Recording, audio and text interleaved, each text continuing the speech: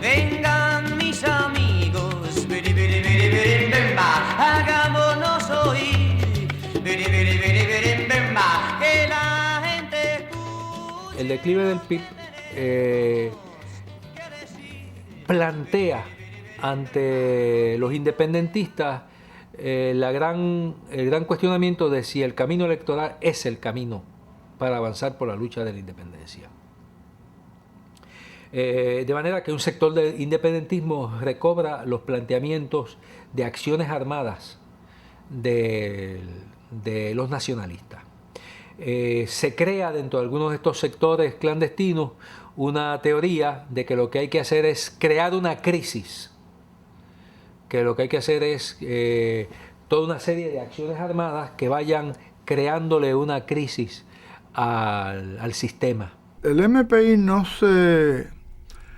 se presenta al país como una organización de lucha armada, pero no lo descarta y la apoya. Es decir, pero su gestión es mixta. Es decir, trata de intervenir en el proceso político de manera directa y de manera abierta, y a la vez mantiene una posición de apertura frente a la lucha armada. Eso, en Puerto Rico hay una gran equivocación con las explosiones de lucha armada de este pueblo. Por ejemplo, en Puerto Rico hubo una serie de actividades de lucha armada aquí en Puerto Rico en octubre del 1950, en Washington en noviembre de 1950, en Washington en 1954 y a través de Estados Unidos en otros momentos.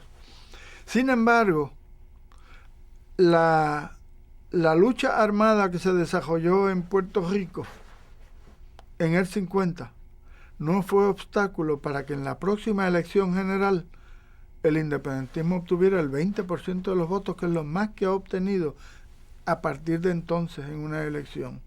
De modo que el pueblo no se asustó frente al problema de la lucha armada. El pueblo votó como creía que debía votar. Y que el Partido Independentista perdiera influencia no se debió a que se alejara o se acercara de apoyar lucha armada. Yo creo que se debió a problemas internos del propio partido, que lo hacen que desaparezca en el 60, que se inscribe en el 60 por concesión gubernamental, pero que desaparece de nuevo en el 64, que se inscribe nuevamente en el 64 y desaparece en el 68.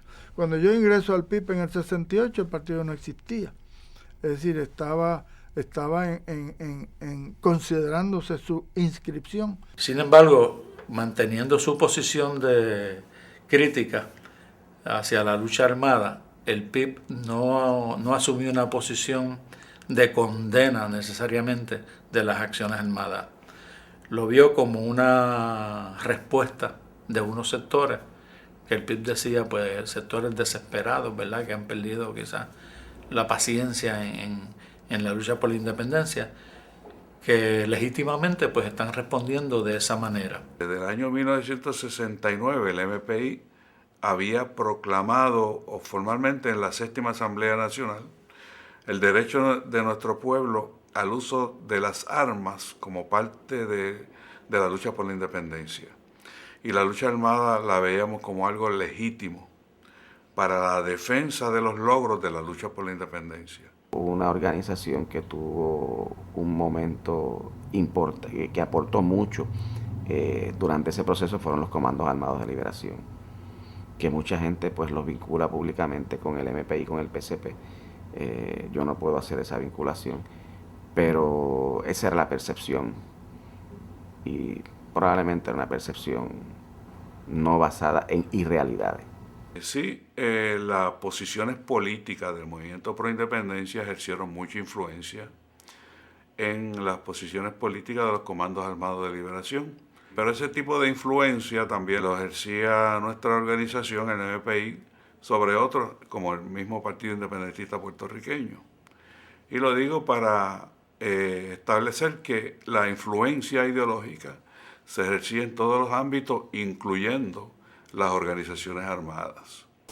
De tal suerte que surge aquí espontáneamente una lucha clandestina en contra de la penetración del gran comercio norteamericano en Puerto Rico.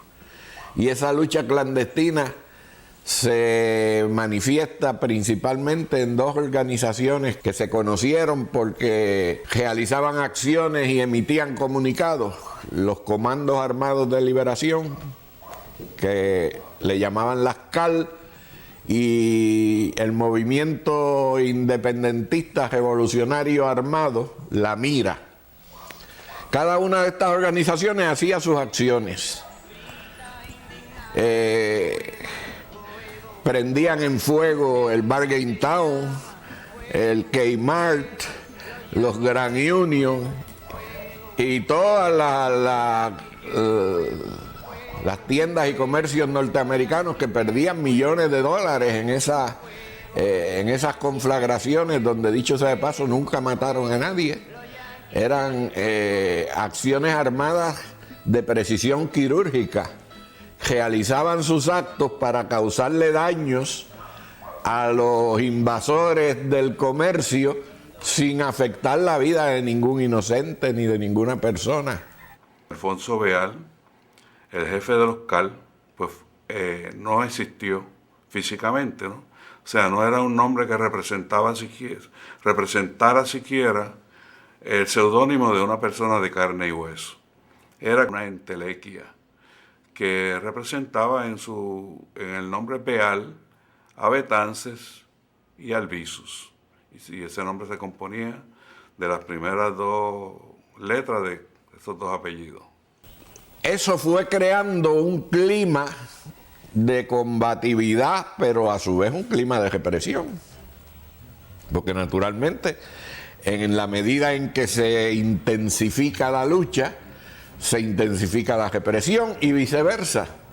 Nosotros respondimos en el MPI con la consigna: a mayor represión, mayor combatividad. Ustedes nos reprimen a nosotros, porque como no pueden reprimir al movimiento clandestino, porque es clandestino, les reprimen a los que estamos de frente, pues nosotros vamos a responder con mayor combatividad. Otra cosa que hizo el MPI fue reivindicar la lucha armada como posible estrategia de lucha, ¿verdad? No era solamente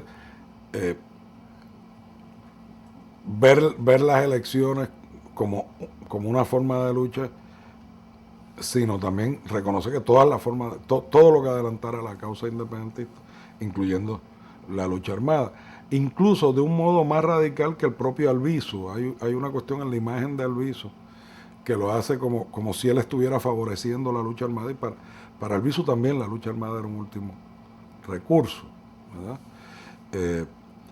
Incluso pues esto también en el contexto de la Revolución Cubana, del auge de los movimientos guerrilleros en América Latina, pues el MPI también un poco rescata esa idea de la lucha armada. Se veía como un intento de agrupación de estos sectores más revolucionarios. Así se veía en aquel entonces. Y nosotros nos retiramos.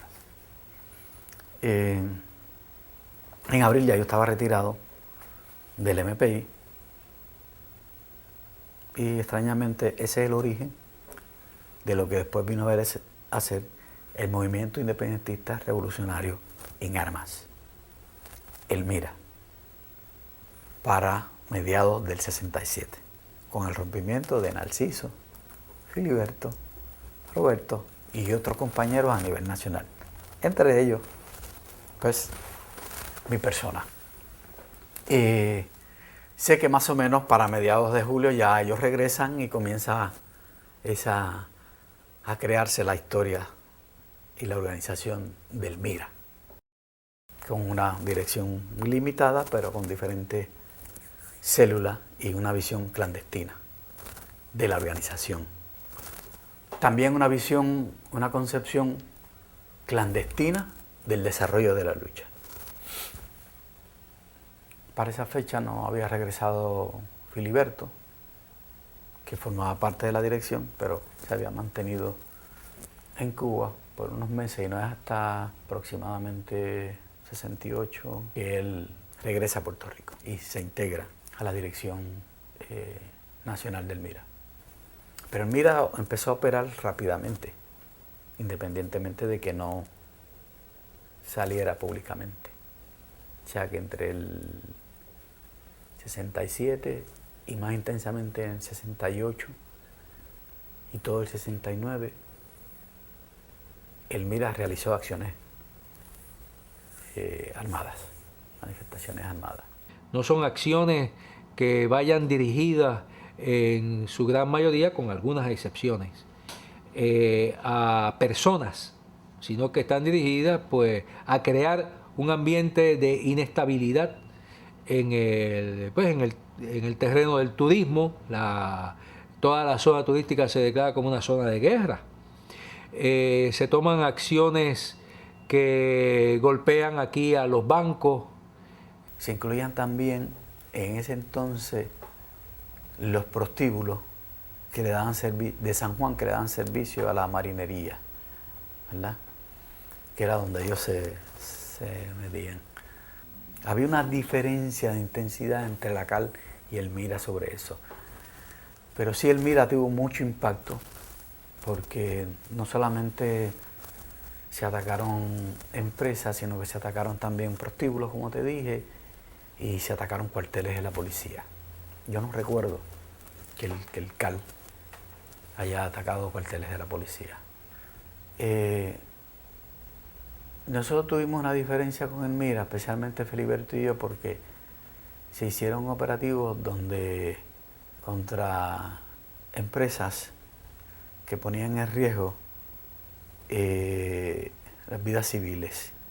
Y en ese sentido, el independentismo que se vinculó a ese tipo de actividad intentó con mucho cuidado de que estas acciones no fueran antipersonales. Mientras existieron esas organizaciones, mientras realizaron actividades, el Movimiento por Independencia y el PSP las apoyó. Y determinó que tenían una función en Puerto Rico, que la lucha armada era una expresión legítima y que el MPI y el PSP nunca las iba a condenar. El FBI en Puerto Rico, su actividad principal durante esos años no es el crimen de cuello blanco, no es la corrupción gubernamental, no es el trasiego de droga, es la persecución del movimiento independentista y de los sectores anticoloniales. Y es triste tener que confrontarse con esa realidad. En Puerto Rico, parte del programa también lo que hizo fue investigar de manera ilegal al independentismo. Y fue parte de ese tipo de programa ilegal que llevó a cabo el gobierno de Estados Unidos para perseguir a aquellas personas, tanto en Estados Unidos como en Puerto Rico. Los movimientos marxistas-leninistas siempre han dicho de que actúan en dos niveles, actúan en el nivel político abierto y actúan también en el nivel clandestino. Así que, en cierto sentido, para un orden legítimo establecido, es legítimo intervenir o tener algún tipo de supervisión o de investigación, ¿no? Contra esa segunda parte en donde puede haber actividad clandestina, subversiva, etcétera. Y eso es muy legítimo en cualquier régimen democrático, que se tiene que proteger a sí mismo. El problema no es ese papel legítimo, el problema es cómo rebasó los marcos de legitimidad. Y que va desde lo sublime hasta lo ridículo, ¿no? Porque uno se lee mucha de la documentación que ha quedado de esa época y de esas carpetas, y dice, pero esta gente que estaban pensando, ¿no? A veces da la impresión de que son los Keystone Cops, ¿no? Corriendo detrás de... Pero también, fuera de eso, va también a lo muy angustioso, ¿no? De la persecución que se dio, particularmente persecución clandestina por parte del Estado y de ciertos grupos contra los militantes del PSP o de algunos movimientos similares. Me acusan de haber puesto una bomba en la tienda Barker Barker en la avenida Roosevelt, que era que estaba así, en la avenida Roosevelt. Entonces, fíjate la acusación que me hacen. Yo llego a la tienda, me pongo a ver unas telas, la señora de la tienda dice que ella empezó a velarme porque creía que yo iba a robar. Que yo acostumbraba a comprarle, pero que ese día daba tanta vuelta que ella sospechó que yo estaba robando. Le dijo una empleada que nunca existió allí. Le dijo ella a esa empleada que me velara porque yo iba a robar. Esa empleada nunca en la vida apareció. Esa empleada no existía nunca en esa tienda. Y que yo cuando me vi que me estaban velando, corrí despavorida, abrí la cartera, se me quemaron las manos y tiré la bomba sobre un televisor. Eso fue a las 2 de la tarde. Y que eso está en la declaración que hace ella. Y que yo despavorida corrí y me metí en el baño. Pero no sé qué pasó después del baño, que yo hice después del baño porque no dice. Que yo, y eso pasa un 11 de marzo, de acuerdo que nunca pasó. Eso nunca en la vida pasó en esta tienda. Pero de acuerdo a ese día pasó un 11 de marzo y me arrestan a mí el día 7 de septiembre, a los 6 meses, porque era la víspera de las elecciones del Colegio de Abogados. Y no había juez que me pudiera fiar. Y entonces yo estuve presa 3 días.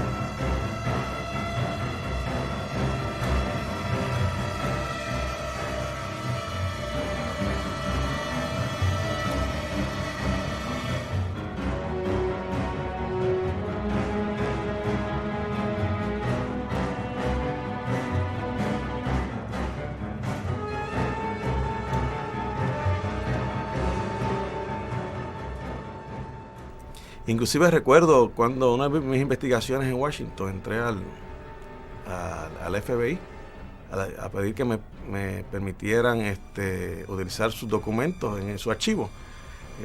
Y me encuentro con documentos de la persecución contra Juan Mario Brás. Interesante cómo el programa falsificaba cartas para enviarle a los propios miembros del MPI en aquel entonces, para crear animosidad entre los miembros y así destruir y desmoralizar al movimiento independentista en Puerto Rico, específicamente al movimiento pro independencia. Ese archivo del FBI, que por cierto es impresionante cuando uno entra allí por la seguridad que tiene, ¿no? Y uno como historiador, por lo que vas a leer documentos nada más. Pues después de eso la persecución fue horrible. Mira, eso fue una cosa increíble. ¿Sabes lo que yo tenía frente a mi casa? Yo vivía en la calle Loíza, allí frente al Banco Popular de la calle Loíza. Mira, y tú sabes lo que es que yo me acostaba con agentes frente a mi casa, me levantaba con agentes, cada 8 horas se cambiaban los turnos. Y yo quisiera que tuvieras esas carpetas para ver cómo dicen que ellos llevaban armas, que llevaban gases lacrimógenos, que llevaban cámaras. O sea, ellos se pasaban allí y eso duró 24 años.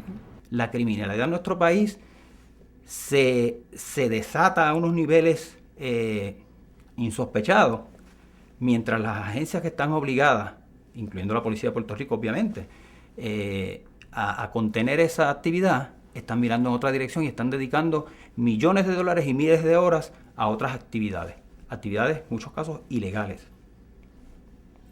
de persecución política. Otros pues llevan a cabo una serie de luchas puntuales en el terreno sindical o en la universidad, como fue la FUPI y otras organizaciones independentistas que se fundaron en la universidad. De manera que lo que se crea es un abanico de estrategias, porque el independentismo frente al declive de la lucha electoral no da una respuesta única. Y en gran medida no solo porque no hay una respuesta única ante ese declive, sino también porque no se entiende muy bien y se está pulsando en el terreno político, tratando de descubrir los caminos que se tienen que seguir para lograr un movimiento independentista exitoso. Entre Narciso Rabel y Filiberto, una diferencia en cuanto a la operatividad. Tenía que ver con las operaciones que se estaban haciendo y las posibilidades de que cayeran inocentes. No es lo mismo hacer un operativo de explosivos contra un cuartel militar que hacerlo contra un cuartel de la policía, que hacerlo contra una empresa norteamericana e incluso que hacerlo contra una empresa puertorriqueña. Tienen diferencia y es sobre ese particular que surge la diferencia fundamentalmente entre Narciso y Filiberto. La Dirección Nacional en su conjunto asume una posición contraria a la posición de Narciso Rabel. Narciso se retira del MIRA en aquel entonces. Y de ahí en adelante él comienza su propia organización. El origen de lo que da origen a esa división es al Partido Socialista Revolucionario que crea Narciso. La Liga sufre una división ya en el segundo quinquenio de la década de los 60, de donde surge un grupo que se llamó Causa Proletaria. Este grupo de Causa Proletaria, eventualmente, cuando se produce la división del MIRA, más o menos en el año 69, donde un sector se organiza como COR, que era Comité Obrero Revolucionario, el otro sector pasa a organizarse como Partido Socialista Revolucionario, ML, o marxista-leninista, que era el apellido que en esa época distinguía lo que eran los partidos comunistas o socialistas de orientación china frente a lo que eran los partidos comunistas o socialistas que se mantenían dentro del ámbito de la Unión Soviética. Causa Proletaria eventualmente entra dentro de lo que era el Partido Socialista Revolucionario. Diciembre 13 del 69 sale el MIRA a la luz pública, aunque ya había realizado decenas de operativos, con un comunicado donde se toma la estación Radio 1, parte de Filiberto, y se pone una grabación. Se toma la estación, el que estaba atendiendo en ese momento la transmisión,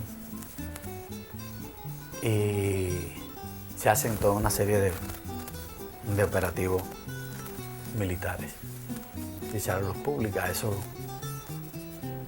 nos trajo en ese momento, creo que fue el principio y el primer descalabro de lo que estábamos haciendo. Porque arrestaron un montón de gente, identificaron un montón de gente, producto de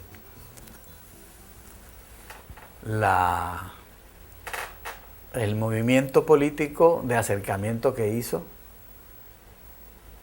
Narciso Rabel a las diferentes células.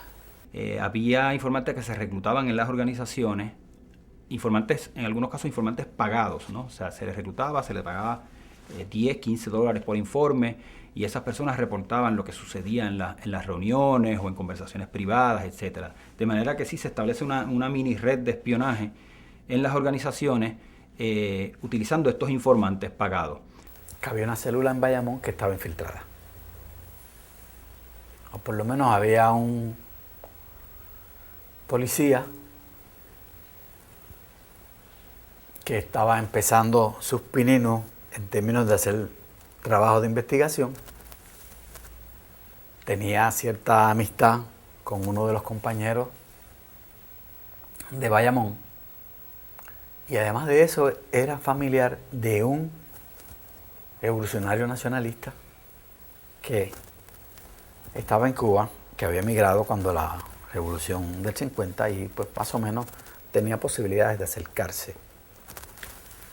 Y en uno de esos acercamientos es que sale a relucir en las conversaciones que se tuvieron el señalamiento que hacía Narciso sobre Filiberto, de que Filiberto estaba en Puerto Rico y todos los señalamientos que se hacían sobre él. Por lo tanto, ya la policía se alerta y tiene más información. También había otras formas de recopilar información a través de engaño, ir sistemáticamente por los vecindarios, las escuelas, los centros de trabajo de las personas que estaban siendo investigadas y recogiendo información, muchas veces con pretexto, muchas veces simplemente el truco de enseñar una foto que está documentado que se hizo y decir, este individuo se fugó de una cárcel y lo estamos buscando.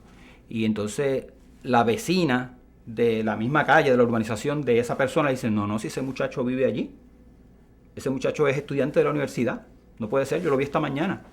Entonces, con la mejor intención del mundo, está brindando una información. Se da a la luz pública que la foto de Filiberto, que sí, que estaba aquí, y le hacen el señalamiento que era agente cubano, que anteriormente él trabajaba como G2 para la Revolución Cubana y que estaba aquí con el propósito de desarrollar el terrorismo y la lucha armada y el fidelismo y todo aquello. Logran identificar a Roberto Todd, que fue el otro compañero que tomó la radioemisora en aquel momento, y una serie de compañeros, especialmente del área de Bayamón. En fin, arrestaron una cantidad de compañeros y otros tuvieron que irse al clandestinaje, así, de principio. Eso fue debut y despedida del Mira. Porque a partir de ahí fue tan fuerte el golpe y los recursos realmente no permitían que nosotros asumir ese golpe de tener tanta gente clandestina,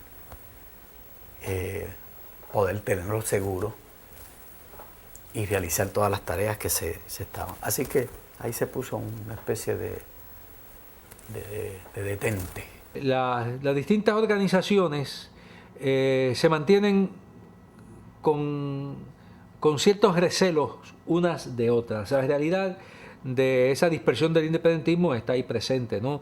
Y los recelos que se dan entre los distintos grupos, incluso las zancadillas, todo eso ha estado, las luchas de grupos contra grupos, eso lo ha habido, pero también ha habido la colaboración. También ha habido la colaboración y en muchas ocasiones pues había manifestaciones y actividades que se hicieron en conjunto.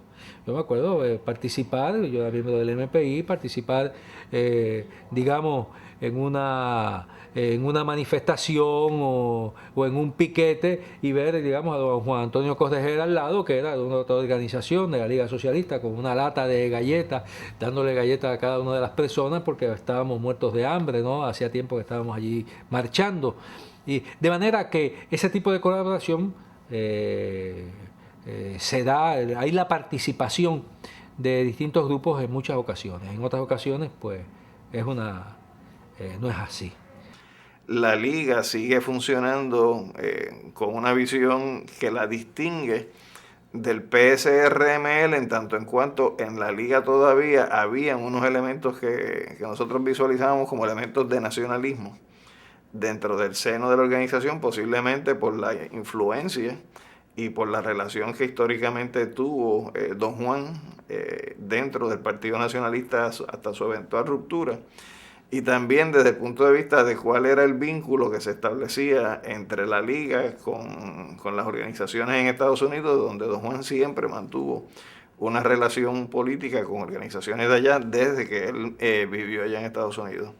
Y se da esa especie de campo ocupado en términos de lo que eran las organizaciones que uno las visualizaba como que respondían a la Unión Soviética, que en ese caso las visualizábamos desde el punto de vista del Partido Comunista Puertorriqueño, y se veía también la gestión del MPI y posteriormente del PCP dentro de ese alineamiento, y los que planteaban una visión distinta. Yo pues no estuve en la liga, conozco de la liga por la experiencia más bien estudiantil, porque la liga tenía lo que se llaman los cuadros universitarios de la Liga Socialista en el recinto de Río Piedras, donde fueron algunos de ellos compañeros muy activos y de mucha militancia. Yo quiero que mi Borinquen sea libre y soberana, porque la estrella de mi bandera no cabe en la americana, porque la estrella de mi bandera no cabe en la americana. Más allá de la solidaridad con la independencia de Puerto Rico, de la identificación de los puertorriqueños con Cuba, de cuánto eso ayudó a estimular las ideas socialistas en Puerto Rico. Puerto Rico mismo, en sus buenas y sus malas, no sería pensable como es hoy de no haber ocurrido la Revolución Cubana, porque contra el mito ese de la vitrina de la democracia y de la operación Manos a la Obra, la joya de la corona era Cuba. En parte la hazaña de los estadounidenses contra Cuba se debe a eso. Yo no he conocido a un delegado de ningún país, quitando el norteamericano, que haya tenido el coraje de abrir la boca y hacer un discurso negando que Puerto Rico es una colonia, negando la obligación de la comunidad internacional de actuar. Porque si bien yo dije antes que era difícil encontrar gente que se lanzaran a defender esta causa, era muy difícil para los norteamericanos conseguir a alguien que tuviese el valor de justificar la opresión del pueblo de Puerto Rico, la dominación colonial de Puerto Rico, porque todos saben perfectamente bien que nosotros teníamos la razón. Lo que ellos no tenían el valor, la fuerza, la capacidad de resistencia, digamos, como para afrontar la presión norteamericana. En el 67 se trajo a colación el asunto, se discutió si se incluía a Puerto Rico en la lista de territorios del comité, y a mitad de debate los cubanos me llaman, yo estaba allá donde está el público sentado, me vienen a buscar, bajo a donde ellos y me dicen, mire, nosotros hicimos ya el conteo y tenemos 8 votos a favor y 8 votos en contra y 8 abstenidos. Y esto va a quedar tabla. Y no hay manera de cambiar esa situación porque los americanos tienen comprometidos a los 8 a favor de ellos, en contra de nosotros. Y lo que puede pasar es que de los 8 nuestros se nos caen 2 o 3. Así que tú decides si seguimos con esto o proponemos, nos allanamos a que se deje sobre la mesa el asunto sine die, que quiere decir hasta próxima decisión. Y yo dije, pues vámonos para el sine die. Y entonces se aprobó el sine die y se quedó la cosa ahí. El sine die ese duró del 67 al 72. Fuera Yankee, cojón, fuera Yankee, fuera Yankee, cojón, fuera Yankee, fuera Yankee, cojón, fuera Yankee, fuera Yankee.